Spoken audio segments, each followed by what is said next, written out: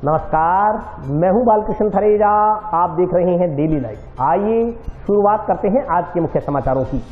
राजस्थान राज्य बाल अधिकार संरक्षण आयोग अध्यक्ष ने जिले में बढ़ती नशे की प्रवृत्ति पर व्यक्त की चिंता। सतीपुरा में निर्माणाधीन ओवरब्रिज के निर्माण कार्य में अनियमितताएं बरतने का आरोप, आसपास के बाशिंदों ने चक्का जाम कर जताया विरोध। मेगा हाईवे पर सड़क किनारे खेत से अधेड़ उम्र के शख्स का खून से लथपथ शव बरामद, पुलिस ने अज्ञात के खिलाफ किया हत्या आरोप में मामला दर्ज। संयुक्त किसान मोर्चा ने राष्ट्रव्यापी हड़ताल के तहत टोल नाकों के समक्ष किया धरना प्रदर्शन। केश कला बोर्ड के नवनियुक्त चेयरमैन महेंद्र गहलोत का हनुमानगढ़ पहुंचने पर सैन समाज ने किया अभिनंदन। और अब समाचार विस्तार से। राजस्थान राज्य बाल अधिकार संरक्षण आयोग अध्यक्ष संगीता बेनीवाल एक दिवसीय दौरे पर हनुमानगढ़ पहुंची। जंक्शन में आयोजित कार्यक्रम में उन्होंने जिले में बढ़ती नशे की प्रवृत्ति पर चिंता व्यक्त की। राजस्थान राज्य बाल अधिकार संरक्षण आयोग अध्यक्ष संगीता बेनीवाल का कहना है कि जिस तरह से हर जिले में बच्चियों को लेकर अलग समस्याएं निकलकर सामने आ रही हैं, उसी तरह हनुमानगढ़ में नशे को लेकर एक चिंता सताती है। हनुमानगढ़ जिले में नशे की प्रवृत्ति बहुत अधिक बढ़ गई है। इसको लेकर बाल आयोग काफी चिंतित है। मुख्यमंत्री ने भी बजट में नशे पर अंकुश लगाने के लिए घोषणाएं की थी। उन घोषणाओं को मूर्त रूप देने, धरातल पर उतारने व जागरूकता लाने के लिए बाल आयोग जिला मुख्यालय पर पहुंचा है। जंक्शन के बेबी हैप्पी कॉलेज में आयोजित कार्यक्रम में बोलते हुए आयोग अध्यक्ष संगीता बेनीवाल ने कहा कि उन्हें इस बात की खुशी है कि यहाँ का प्रशासन नशे के खिलाफ हो रहे कार्यक्रमों में अपनी सक्रिय भूमिका निभा रहा है। उन्होंने कहा कि आज करीब 5000 छात्र छात्राओं को प्रतिज्ञा दिलाई गई है कि वे अपने घर, गांव, पड़ोस से शुरुआत करें कि किस तरह से नशे पर अंकुश लगाया जा सके। क्योंकि जब हमारा युवा व बच्चे यह बात ठान लेंगे कि नशे को पूरी तरह से समाप्त करना है, तो उन्हें लगता है कि कहीं न कहीं इस उद्देश्य में काफी हद तक कामयाबी मिलेगी। पुलिस की ओर से कई मामलों में बाल श्रम रोकने के लिए बाल कल्याण समिति का सहयोग नहीं करने के सवाल के जवाब में आयोग अध्यक्ष ने कहा कि इस तरह की शिकायतें उन्हें मिली हैं। कई जगहों पर पुलिस की लापरवाही की बात सामने आई है। इसको लेकर जिला पुलिस अधीक्षक से बातचीत कर बच्चों के मामले में गंभीरता से रखने के निर्देश दिए जाएंगे। उन्हें कहा जाएगा कि सभी पुलिस थाना स्तर पर आदेश जारी किए जाएं कि बाल श्रम से जुड़ी कोई भी बात सामने आती है तो उसे गंभीरता से लेते हुए तुरंत प्रभाव से कार्रवाई की जाए। कार्यक्रम में आयोग अध्यक्ष संगीता बेनीवाल के अलावा आयोग सदस्य डॉक्टर विजेंद्र सिंह सिद्धू, बाल कल्याण समिति अध्यक्ष जितेंद्र गोयल, सदस्य प्रेमचंद शर्मा, विजय सिंह चौहान, अनुराधा सारन, सुमन सैनी आदि भी मौजूद रहे। इस मौके पर बालिकाओं के लिए आत्मरक्षा शिविर का आयोजन किया गया। अतिथियों की ओर से चाइल्ड वॉरियर्स का सम्मान किया गया। आयोग अध्यक्ष ने बालिकाओं के साथ संवाद भी किया। इस दौरान बाल फिल्म के माध्यम से बालिकाओं को सुरक्षित एवं असुरक्षित स्पर्श की जानकारी प्रदान की गई। आयोग अध्यक्ष की ओर से करीब 5000 बालक बालिकाओं को नशे पर अंकुश लगाने संबंधी शपथ दिलाई गई। इस तरह से बच्चियां पूरे हौसले के साथ, विश्वास के साथ अपनी रक्षा करने की बात यहाँ पे बता रही थी। चाहे वो हमारी बस की बात हो, चाहे रास्ते में चलने की बात हो, तो उसको देखकर अत्यंत हर्ष हुआ, अत्यंत प्रसन्नता हुई। बच्चे जो जोश से भरी हुई थी, आत्मविश्वास से भरी हुई थी। परंतु एक नई चीज भी मैंने देखी। अक्सर कई जिलों में जाते हैं, इस तरह के प्रशिक्षण देखते हैं, परंतु मुख्य बधिर बच्चियां, उनके लिए को भी ये सिखाया जा रहा है। इसको देखकर मैं यहाँ के जिला प्रशासन को, पुलिस को, शिक्षा विभाग को, सबको बहुत बहुत बधाई व धन्यवाद दूंगी कि उन बेटियों का भी हौसला बढ़ाने के लिए आप लोग आगे आ रहे हैं। और एक अच्छा उदाहरण आप लोगों ने यहाँ पर हनुमानगढ़ में पेश किया। कल शाम को जब मेरा यहाँ आना हुआ, कल शाम से कई सारे कार्यक्रम मैंने देखे, कई सारे मैंने मौका निरीक्षण आए हों, चाहे हमारी बढ़ चढ़कर कार्य कर रही बाल कल्याण समिति की टीम हो। बिल्कुल कल शाम को जैसे हनुमानगढ़ आना हुआ तो कई सारे ग्राम, चाहे रावतसर की बात करें, चाहे संद्रिया के मौका निरीक्षण की बात करें, या हनुमानगढ़ जिले में बच्चों के साथ सीधा संवाद की बात करें। आज यहाँ पर विभिन्न विद्यालयों से, महाविद्यालयों से बच्चियाँ यहाँ आए हुए थे, उनसे बातचीत की।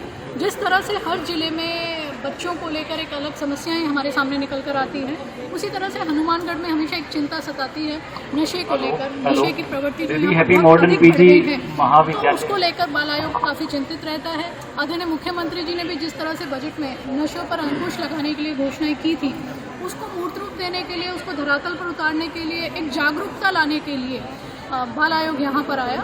मुझे खुशी है कि यहाँ के कलेक्टर महोदय ने भी पूरी तरह से अपनी भूमिका निभाई और उनके नेतृत्व में जहाँ यहाँ पर कार्य हो रहा है, चाहे वो हम भिक्षावृत्ति में लिप्त या कचरे बीनने वाले बच्चों की बात करें, तो यहाँ पर बढ़ चढ़कर उन बच्चों को शिक्षा से जोड़ा जा रहा है। चाहे हम ईंट भट्टों पर काम करने वाले उन श्रमिकों की बात करें, उनके माता पिता जो बच्चों को पढ़ा नहीं सकते, तो उसमें आगे होकर यहाँ के जो संस्थाएं हैं, यहाँ के जो माने नागरिक हैं, उनके द्वारा उन बच्चों को शिक्षा से जोड़ा जा रहा है। ये सब देखकर बहुत खुशी हुई। और आज यहाँ पे जहाँ हजारों की तादाद में बच्चियाँ यहाँ पर आए, उन उन सबको एक प्रतिज्ञा दिलवाई गई कि वो अपने घर से, अपने गांव से, अपने पड़ोस से शुरुआत करें कि किस तरह से नशे पे अंकुश लगाया जा सके। क्योंकि हमारा जब युवा और हमारे बच्चे जब ये चीज़ ठान लेंगे कि नशे को पूरी तरह से समाप्त करना है, तो मुझे लगता है कि कहीं ना कहीं हम इस चीज़ पे भी आगे बढ़ पाएंगे। देखिए, मैं कल से यहाँ की मैंने विज़िट की, कई थानों में भी मैं पहुँची हूँ, गाँवों की भी विज़िट की।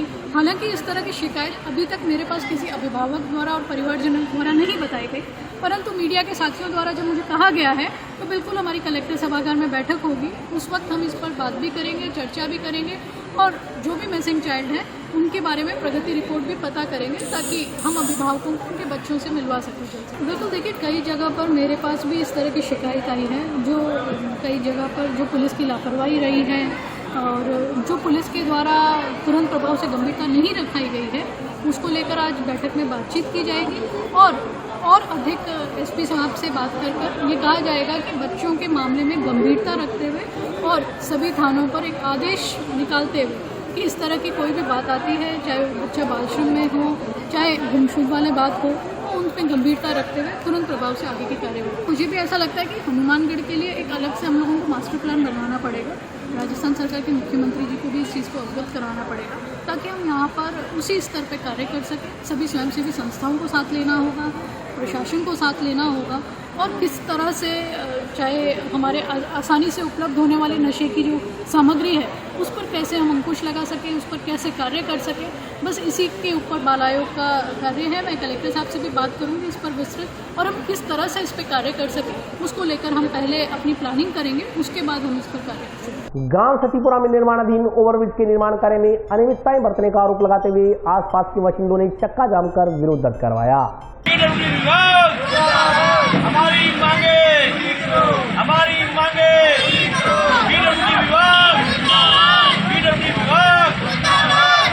संगरिया रोड पर स्थित गांव सतीपुरा में निर्माणाधीन ओवरब्रिज के निर्माण कार्य में अनियमितताएं बरतने का आरोप लगाते हुए आसपास के बाशिंदों ने अबोर मार्ग पर सांकेतिक चक्का जाम कर विरोध दर्ज करवाया। बाड़वासियों ने निर्माण कार्य में बरती जा रही अनियमितताएं दूर न होने पर आंदोलन करने की चेतावनी दी है। इस मौके पर नागरिकों ने कहा कि सार्वजनिक निर्माण विभाग की ओर से बनवाए जा रहे ओवरब्रिज के निर्माण से पहले अबोर मार्ग पर पुल के दोनों तरफ सर्विस रोड बनाई जानी जरूरी थी ताकि धूल मिट्टी न उड़े, लेकिन निर्माण कंपनी के ठेकेदार की ओर से सर्विस रोड का निर्माण करवाए बगैर ही अबोहर मार्ग पर पुल का निर्माण कार्य शुरू कर दिया गया, जबकि फाटक की दूसरी तरफ टाउन वे जंक्शन मार्ग की तरफ सड़कें बना दी गई। अबोहर मार्ग की तरफ सर्विस रोड का निर्माण नहीं करवाने से आसपास के बाशिंदों व दुकानदारों को यहां से गुजरने वाले वाहनों के टायरों से उठने वाली धूल मिट्टी से परेशानी हो रही है। दमा रोगियों को खासी परेशानियों का सामना करना पड़ रहा है। धूल उड़ने से पुल के दोनों तरफ के दुकानदारों का व्यवसाय भी चौपट हो गया है। इससे वाड़वासियों व दुकानदारों में निर्माण कंपनी के खिलाफ रोष व्याप्त हो रहा है। ग्रामीणों ने कहा कि इस समस्या से निजात दिलाने के लिए कई बार पीडब्ल्यूडी अधिकारियों में निर्माण कंपनी ठेकेदार को अवगत करवाया गया, लेकिन समस्या जस की तस बनी हुई है।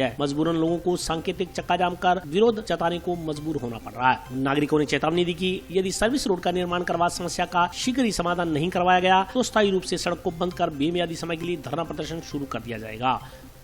ये रोडे की वजह से इस बच्चे की आंख में चोट लगी, कंकर उड़ा, आंख में लगा, ये बच गया थोड़ा। ये तेज होता कंकर, क्या होता फिर? इसलिए ये सड़क बननी चाहिए, पानी छिड़के चाहे न छिड़के, लेकिन पहले रोड बननी चाहिए। लगभग 2 साल हो चुके हैं ओवरब्रिज के टेंडर को पास हुए और सतीपुरा जो फाटक है यहाँ सेंटर पास हुआ था, परंतु इन्होंने आज तक पुल का निर्माण सुचारू रूप से नहीं किया है। और यहाँ तक कि जो हमारे दुकानदार भाई हैं, जो घर के लोग हैं, इतने परेशान हो रहे हैं। इतनी मट्टी, इतनी डस्ट और इतनी गंदगी उड़ रही है कि ये लोग मरने को मजबूर हो रहे हैं। इनके छोटे छोटे बच्चे बीमार हो रहे हैं। कोरोना जैसी महामारी से अब उभर रहे हैं तो ये लोग सांस की बीमारी से परेशान हो रहे हैं।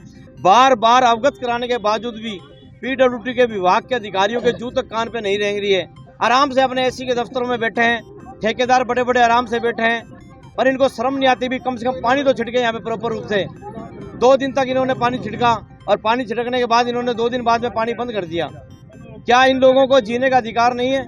इतनी मट्टी, इतनी डस्ट उड़ रही है, इनको जीना दूभर हो गया इन लोगों का। गांव W18 के पास मेगा हाईवे पर सड़क किनारे स्थित एक खेत में अधेड़ उम्र के शख्स का रक्त रंजित शव बरामद हुआ है। पुलिस ने पोस्टमार्टम करवाकर शव परिजनों को सौंप दिया। अज्ञात लोगों के खिलाफ हत्या के आरोप में मामला दर्ज किया गया है।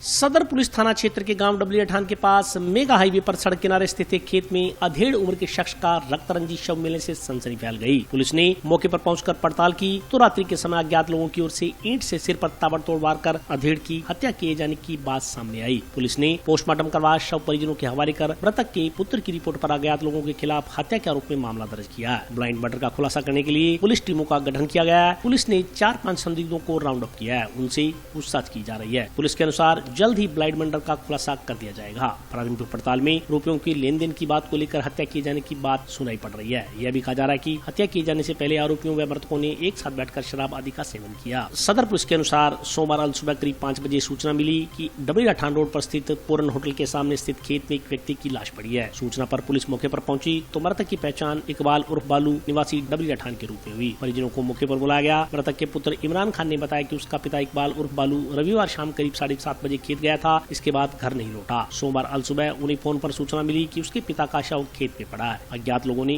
उनकी हत्या कर दी। सदर पुलिस के अनुसार हत्यारोपी अज्ञात है। अभी तक हत्या के कारणों का भी खुलासा नहीं हो पाया है। हत्यारे का सुराग लगाने के लिए टीमें गठित की गई हैं। घटनास्थल के आसपास लगे सीसीटीवी कैमरों की फुटेज खंगाली जा रही है। घटना से पहले मृतक किन किन लोगों से मिला इसका पता लगाया जा रहा है। खेत पड़ोसियों से भी पूछताछ की जा रही है। घटनास्थल को सुरक्षित रखा गया है। सुबह करीब 5 बजे पुलिस को सूचना मिली थी कि डबली रोड पर पूर्ण होटल के सामने जो खेत है उसमें एक व्यक्ति की लाश पड़ी है। इस पर पुलिस मौके पर गई, वहाँ जाके उसकी शिनाख्त की तो वो इकबाल उर्फ बालू की है जो डबली अठान का रहने वाला है, 45 साल का। उसकी लाश पड़ी थी जिसे उनके परिजनों ने बुलाया और उसका बेटा है उसने रिपोर्ट दी है कि उसका पिता है वो शाम को 7:30 बजे गया था, घर नहीं लौटा। फिर उनको फ़ोन आया, जाके देखा तो ये उसके पिता है, उसका मर्डर हो गया है। तो अभी ये ज्ञात में है मुकदमा, अभी पोस्टमार्टम करा रहे हैं, टीमें लगा रखी हैं, सीसीटीवी वगैरह चेक कर रहे हैं और शीघ्र ही इस प्रकरण को ट्रेस आउट का प्रयास करेंगे। अभी कुछ नहीं कहा जा सकता, अभी ये अज्ञात है। अभी आसपास टीमें लगी हुई हैं, आसपास किस किस से मिला था, रोड पे आने जाने वालों से, आस पड़ोस से, खेत वालों से, उनसे पुलिस पूछताछ कर रही है और सीसीटीवी वगैरह चेक कर रही है। शाम तो क्या है कि वो कुछ पक्की जगह रोड के पास से फिर घटना की सूचना मिलने पर लोग पहुँचे थे तो पुलिस ने मौके से कुछ किए हैं, कार्रवाई चल रही है। घटनास्थल को सुरक्षित रखा गया है। संयुक्त किसान मोर्चा की 2 दिवसीय राष्ट्रव्यापी हड़ताल के पहले दिन सोमवार को जिले के सभी टोल नाकों पर धरना प्रदर्शन कर टोल फ्री करवाया गया।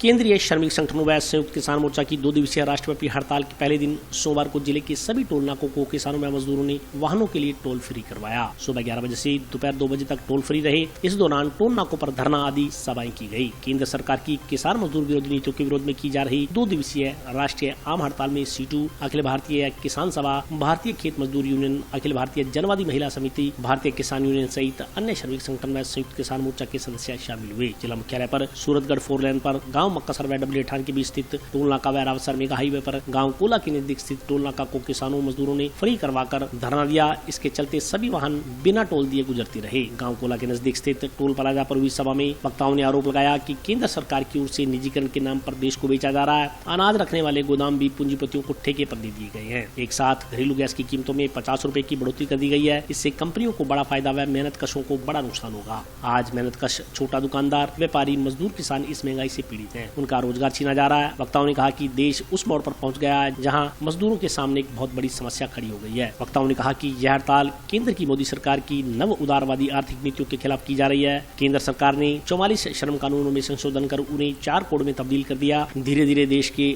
उपक्रमों को निजी हाथों में सौंपा जा रहा है। किसान मजदूर व व्यापार विरोधी कृषि कानूनों को तो सरकार ने वापस ले लिया, लेकिन किसान की उपज की न्यूनतम समर्थन मूल्य पर खरीद की गारंटी, किसान आंदोलन के दौरान शहीद हुए 700 से ज्यादा किसानों को मुआवजा देने, लखीमपुर खीरी की घटना के दोषियों के खिलाफ कार्रवाई करने की मांगे अभी तक तो पूरी नहीं हुई हैं। इन मांगों के साथ श्रम कानूनों में किए गए मजदूर विरोधी संशोधन को वापस लेने आदि मुद्दों को लेकर यह हड़ताल की गई है। इसके तहत पहले दिन टोल प्लाजा फ्री करवाए गए हैं। दूसरे दिन मंगलवार को जिला मुख्यालय पर रोडवेज डिपो में सभी लोग एकत्रित होंगे और जुलूस के रूप में मुख्य बाजार से होते हुए गुजरेंगे।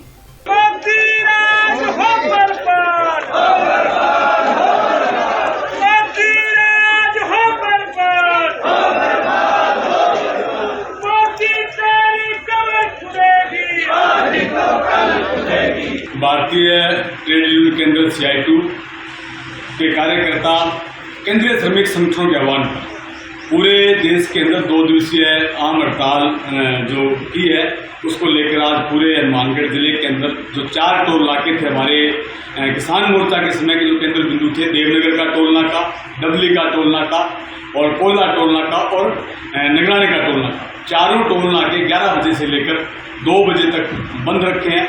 और कल सारा दिन 10 बजे रोडवेज डिपो में इकट्ठा होंगे और उसके बाद सारा दिन हनुमानगढ़ शहर के अंदर चक्का जाम, रैली, जो भी कार्यक्रम हो। इस बात के लिए मोदी सरकार का विरोध किया जा रहा है। लगातार सरकार श्रम कानून घुस रही है, निजीकरण को बढ़ावा दे रही है और जो संयुक्त मोर्चा के नेताओं के साथ जो समझौता हुआ उस समझौते को लागू करने में सरकार आनाकानी कर रही है और अपने किए हुए वायदे पे सरकार मुकर रही है। इसलिए पूरे देश भर में आज और कल की 2 दिन की देशव्यापी हड़ताल है। इसमें वो तमाम लोग जो मोदी सरकार की जन विरोधी नीतियों के खिलाफ लड़ना चाहते हैं, एकजुट होना चाहते हैं, उन तमाम लोगों से ये गुजारिश है कि आइए मोदी सरकार की जन विरोधी, मजदूर विरोधी और किसान विरोधी सरकार के खिलाफ आप तमाम लोग उठ खड़े हुए और जो सरकार ने जो वायदे किए हैं और जो आम आदमी की सरकार बात नहीं सुन रही है उसके खिलाफ आप तमाम लोग उठ खड़े हों। लगातार पेट्रोल और डीजल के दाम बढ़ रहे हैं, रसोई गैस के दाम बढ़ रहे हैं। इन तमाम समस्याओं को लेकर के पूरे देश भर में 2 दिन की हड़ताल है और आप तमाम लोग आइए इस हड़ताल में हिस्सा लेकर के सरकार की जन विरोधी नीतियों का मुकाबला कीजिए। और अभी वक्त ब्रेक का हाजिर होता हूँ छोटे से ब्रेक।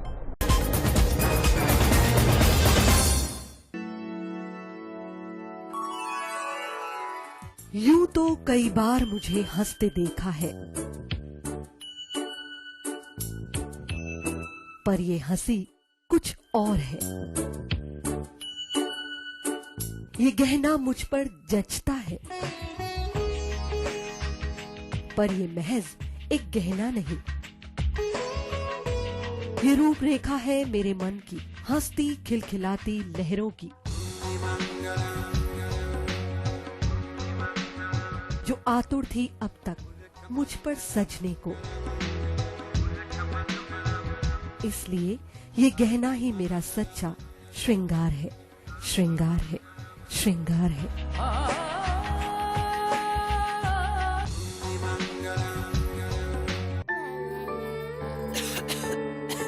दीदी ये देखो,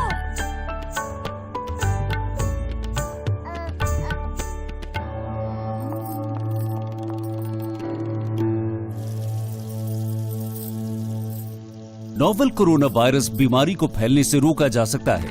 खांसी और छींक के बाद और बच्चे को छूने से पहले अपने हाथों को साबुन से धोकर इसे फैलने से रोक सकते हैं। वो डॉक्टर साहब हैं? भाई साहब खांसी और बुखार था, सोचा चेक करवा लूं।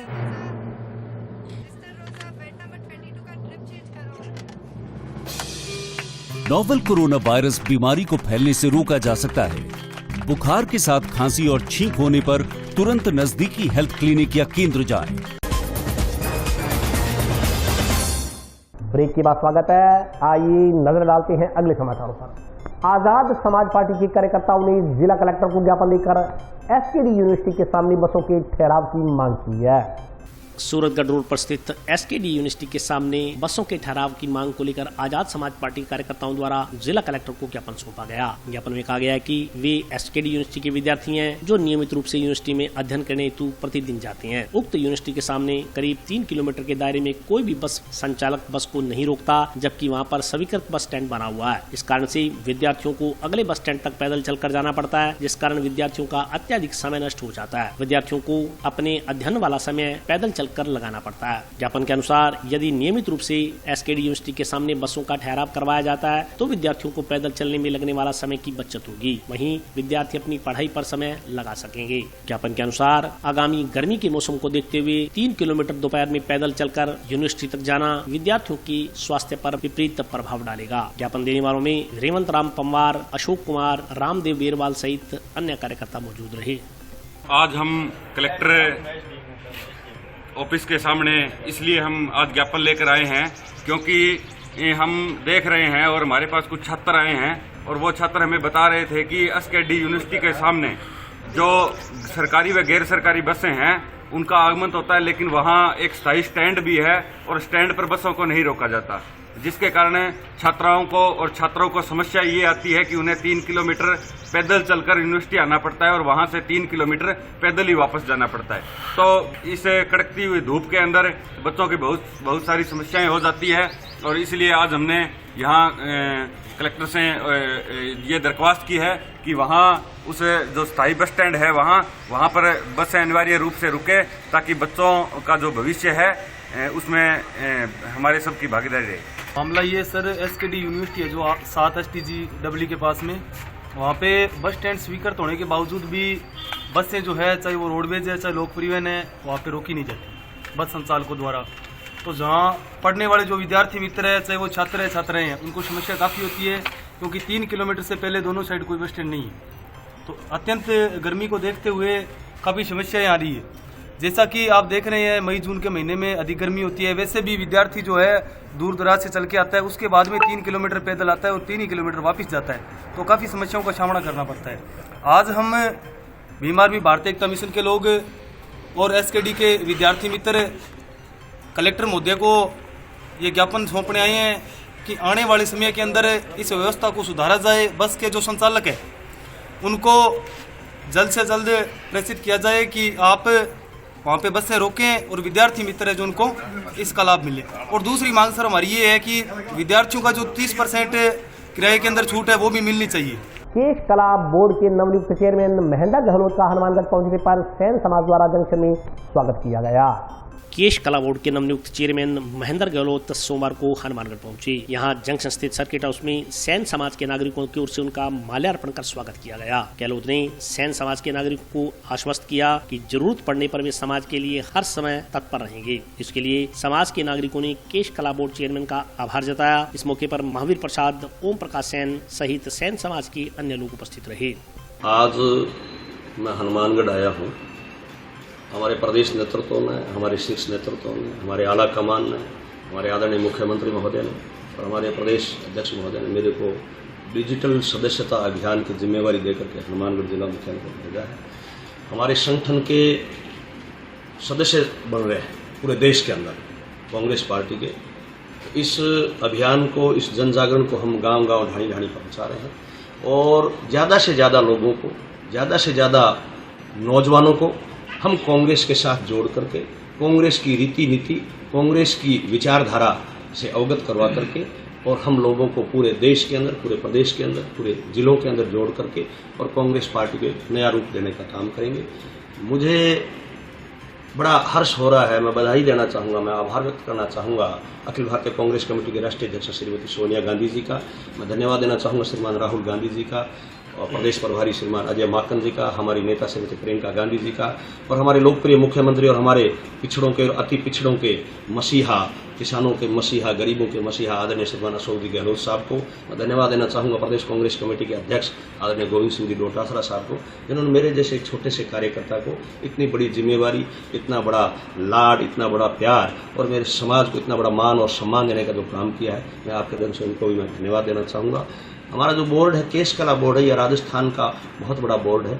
इस बोर्ड के अंदर 9 विभाग अटैच हैं और उन विभागों के माध्यम से जितनी भी जन कल्याणकारी योजना है, जो भी फ्लैगशिप योजना है, उन योजनाओं को हम धरातल पर ले जाएंगे और समाज के उस अंतिम छोर पर खड़े उस नौजवान तक पहुंचाने का हम काम करेंगे और समाज के बीच में जाकर के और समाज के लोगों से सुझाव लेकर के और उनकी मांग जो भी है या उनका जो भी पत्र है उसको सरकारी दस्तावेज के रूप में सरकार की हमारी नोट शीट पर मुख्यमंत्री जी तक और राजस्थान की कैबिनेट तक पहुंचाएंगे और उनकी मांगों को, उनके सुझावों को लागू करवा करके और समाज को एक नई दिशा देने का हम काम करेंगे। हमारे सैन समाज से केश कला बोर्ड के अध्यक्ष बनाए गए महेंद्र जी गहलोत को हम आज उनसे मिले, बड़ी खुशी हुई और इन्होंने समाज के जो किशोर कार्य करने वाले हैं उनकी आगे बढ़ाने के लिए बहुत अच्छी सुविधा बताई है कि हम उनको आगे बढ़ाएंगे, उनको लाभ दिलवाएंगे जो भी सरकार से मिलेगा। इसलिए सुनकर हमें बड़ी खुशी हुई। कांग्रेस सरकार ने इनको ये पद दिया है, इसलिए कांग्रेस सरकार का, अशोक जी गहलोत का और इनका बहुत बहुत धन्यवाद। विधि कॉलेज से अनुशासनहीनता के आरोप में निष्कासित किए गए विद्यार्थियों ने आज चक्का जाम कर निष्कासन वापस लिए जाने की मांग की।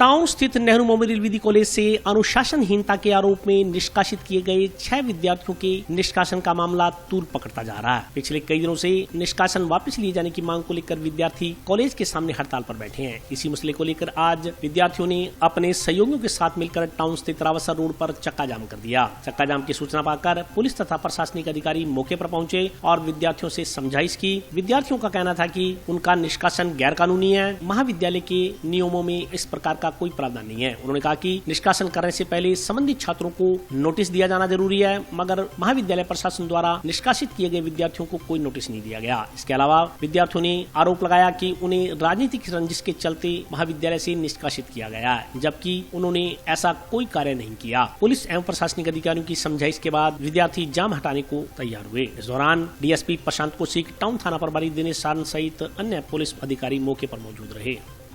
बड़े दुर्भाग्य की बात है कि पिछली 12 तारीख के बाद 6 छात्र इस संघर्ष को कर रहे हैं। जिन छात्रों को रेस्ट्रिकेटेड किया गया है उनका कोई दोष नहीं है। इन लोगों ने दलाल बन के ये दुकानें चला रखी है। 19-19 हज़ार रुपये उनसे फीस लेते हैं। छुट्टी के दिन उनको रेस्ट्रिकेटेड करना कहाँ का न्याय है। मेरा मानना है कि इस पूरे प्रकरण में कहीं न कहीं कॉलेज से बाहर की कोई राजनीति की बू आ रही है, जो कि एक शहर के लिए और जिले के लिए बहुत ही दुर्भाग्यपूर्ण है। हमारी प्रशासन से यही मांग है कि निष्पक्ष रूप से इनकी जांच करवा के इन छात्रों को बहाल किया जाए और भविष्य में इस तरह की पुनरावृत्ति ना हो। इसलिए प्रिंसिपल और कॉलेज मैनेजमेंट कमेटी छात्रों से, छात्र संघ अध्यक्ष से माफी मांगे।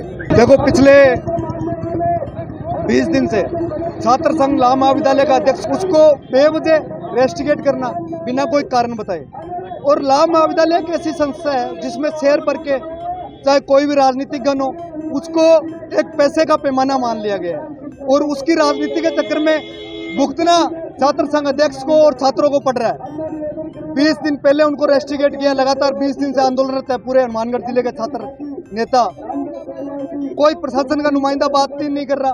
कलेक्टर साहब बार बार वार्ता बुला रहे हैं और वार्ता विफल हो रही है। तमाम हनुमानगढ़ जिले के छात्र संघ अध्यक्ष, छात्र संघ पदाधिकारी आज एकत्रित हुए हैं।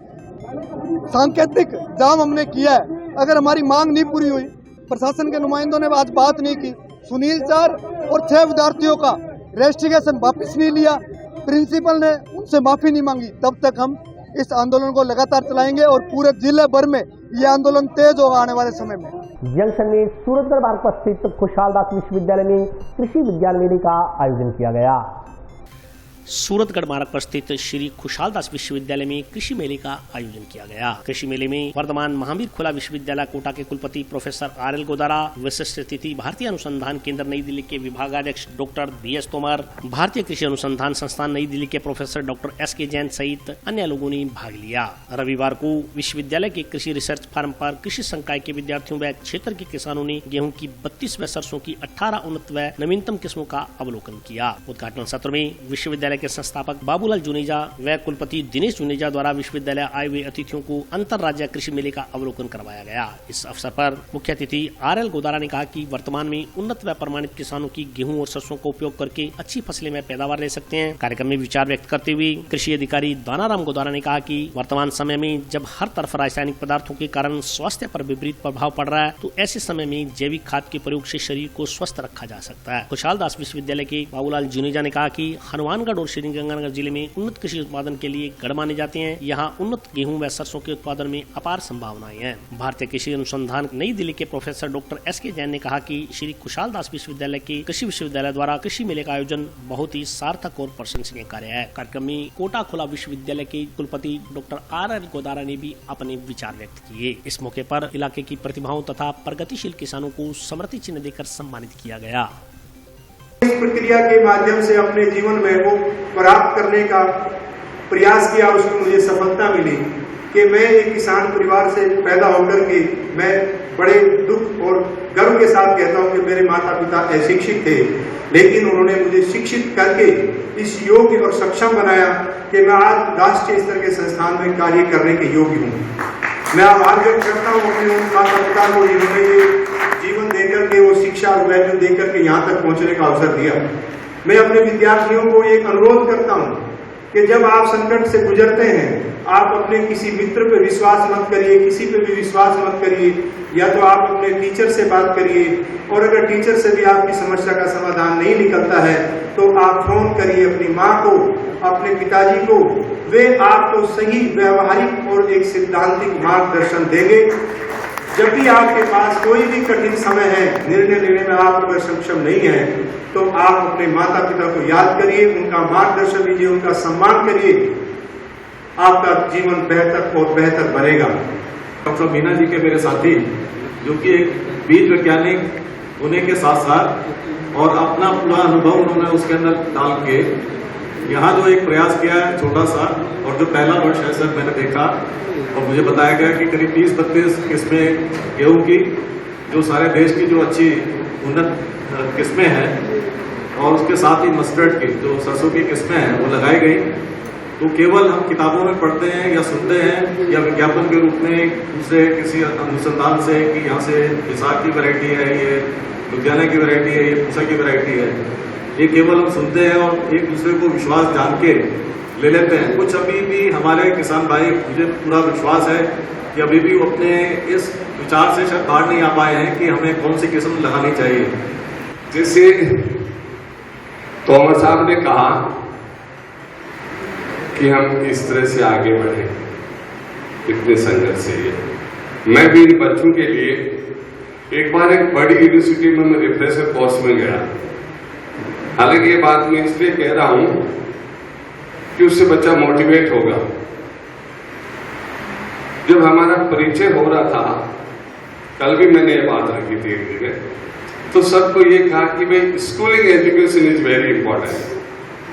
सभी प्रोफेसर साहिबान, एसोसिएट प्रोफेसर था उस टाइम में, तो क्या स्कूल एजुकेशन सब लोग थोड़ा सा बताएंगे। जो पश्चिम मेले का आयोजन किया गया है उसके लिए यूनिवर्सिटी का बहुत धन्यवाद देना चाहूँगा। और जैसे सबको पता है, जिला हनुमानगढ़ जो है कृषि प्रधान जिला है और यहाँ के अधिकांश कारोबार, व्यवसाय, उत्पादन कृषि पे निर्भर है। और बड़ी खुशी की बात है कि जिला हनुमानगढ़ में बहुत बड़ा क्षेत्र कृषि क्षेत्र है और इस बार अच्छी बरसात होने से, फसलें अच्छी होने से और किसानों को अच्छा उत्पादन मिलने से ये साल किसानों के लिए बड़ा महत्वपूर्ण रहा। इसके बीच में इस तरह से किसान मेलों का आयोजन करना और इन किसान मेलों में विभिन्न प्रकार की जो 32 प्रकार की गेहूँ की किस्में प्रदर्शित की गई है, लगभग 18 किस्में सरसों की प्रदर्शित की गई है। यहाँ डेयरी फार्म है, अलग से इनकी पोल्ट्री फार्म है। ये तो सारा सिस्टम लगता है। निश्चित रूप से एसकेडी यूनिवर्सिटी और इनका मुझे इसके लिए बधाई का पत्र है। और यहाँ मैं खासकर उनसे करना चाहूँगा कि समय समय पर यहाँ पधार के जो टेक्नोलॉजी है उसका ज्ञान प्राप्त करें और यहाँ के जो स्टूडेंट्स हैं जो कृषि मध्यम रत्न हैं उनके भी उज्जवल भविष्य की कामना है। आज के कार्यक्रम के आयोजकों को बहुत बधाई, व्यक्तिगत रूप से भी और वर्धमान महावीर खुल्ला विश्वविद्यालय के कुलपति होने के नाते भी। मैं इस सम्मेलन को जिस तरह से आयोजित किया गया है उसकी जिस तरह की गतिविधियां आज देखने को मिली, बहुत अभिभूत हूं और बहुत खुश हूं कि यहाँ का जो प्रबंध मंडल है, यहाँ की जो टीम है, विशेष रूप से डॉक्टर मीना साहब के नेतृत्व में जिस तरह से बच्चों के साथ जो प्रैक्टिकल स्तर पर, ग्राउंड स्तर पर जो नॉलेज दिया जा रहा है वो काबिले तारीफ है। यही बच्चे कल के भारत के भविष्य हैं। मैं पुनः एक बार पूरे परिवार का साधुवाद और बधाई कि इस तरह के आयोजन में नियमितता रखें। साल में एक बार नहीं, अपितु 3 महीने या बाई एनुअल कम से कम 3-4 तरह के इस तरह के मेले भिन्न भिन्न सेमिनार के रूप में आए, जिससे बच्चों के साथ और ज्ञानवर्धन हो। और आज के लिए बस इतना ही। कल फिर हाजिर होता हूँ नए समाचारों के साथ। तब तक के लिए नमस्कार।